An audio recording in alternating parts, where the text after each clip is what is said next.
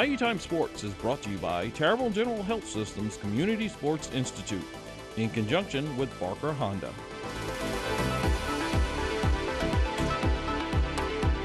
Mike Detillier here at the Pro Football Camp along with Trev Faulk, who is the head football coach at Lafayette Christian, also head of football operations there.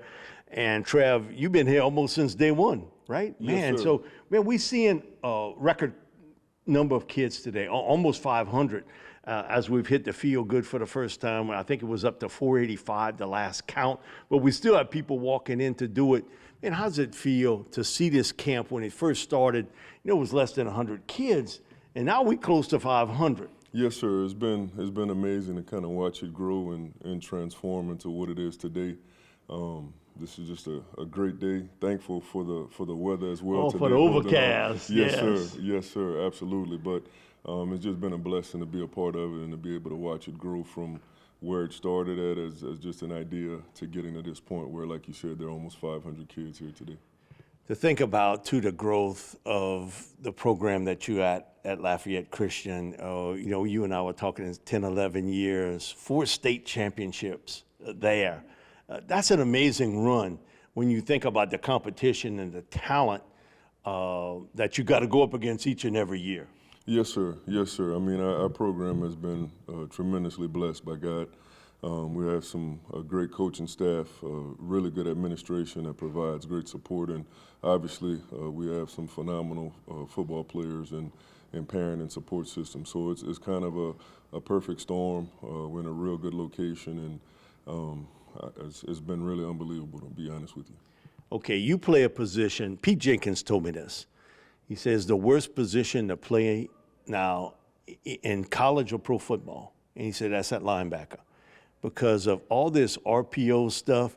And he said, you know, you would sort of read the play and you knew when it was a run or a pass.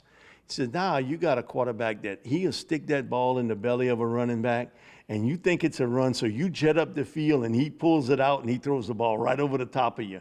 And he said, you know, then, okay, it's 3rd and 7. He said, you got a situation, okay, they're going to throw the football, so you're dropping back in coverage and they run it at you. Yes, sir. So how difficult you see the transition from when you played at LSU and into the NFL and what you see today? And I think the RPO system has really changed everything from a defensive standpoint. It's definitely made it a lot tougher because back in the day, you had play action passes, but the lineman couldn't come down the field. Now on the RPOs, I believe it's like a 1.5 yard to a 2 yard window, and so I'm keying my lineman through the backfield set. Lineman is coming up, I'm firing in to go and try to make a play in the running game, and like you said, they pull the ball and pop it at the spot that you just left from. So it's a lot more difficult today, really just playing defensive football in general with a lot of the rule changes, and a lot of those changes have been for good in terms of player safety and some of those issues, but just the style of the ball and the up-tempo and all of those things, you're having to defend a whole lot more plays. It's not good for defense. That's all I know, because all those rules are set up for it to keep it entertaining. Yes, sir. Especially at the college and pro level, that they want it entertaining that you watch. And so, man, it becomes difficult. High school's a little bit different, but you seeing the high schools sort of mimicking the exact same thing that's being done in college and pro football. Yes, sir, exactly. And kind of like you alluded to, offense and points are what are entertaining. They're the things that sell and typically will fill the stadiums, and you know people want to watch points being scored and some of those things. So, yes, sir. Brian Kelly, your thoughts on him coming in? You know, listen, you don't need to grow up in Louisiana. Coach O was different. You know, he grew up here. He knew every high school coach, everybody and his brother. Brian, has taken him a little while, but we see the patience and the recruiting starting to pay off for him and his connections, certainly across the United States recruiting-wise.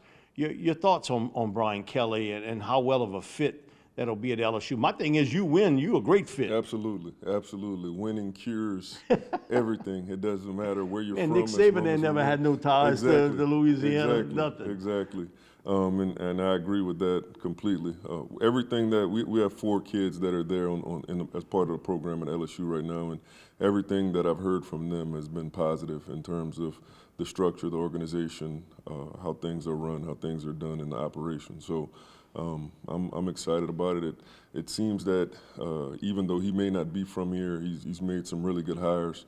Bringing Coach Frank Wilson back, bringing in Coach Hankton, some Louisiana guys or guys with Louisiana ties who are able to kind of make some inroads, already had previous relationships, and those things will go a long way. In your time at Lafayette Christian, a player or two that gave you the most problems when you went up against them? Brontrick Griffin. That was my first year at Highland Baptist. I still have bad dreams about him.